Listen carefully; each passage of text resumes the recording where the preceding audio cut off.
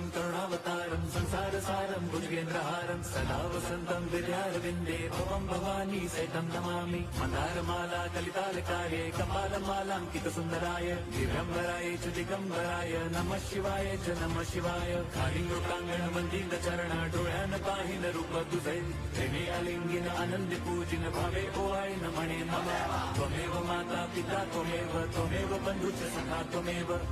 विद्या द्रवणं त्वमेव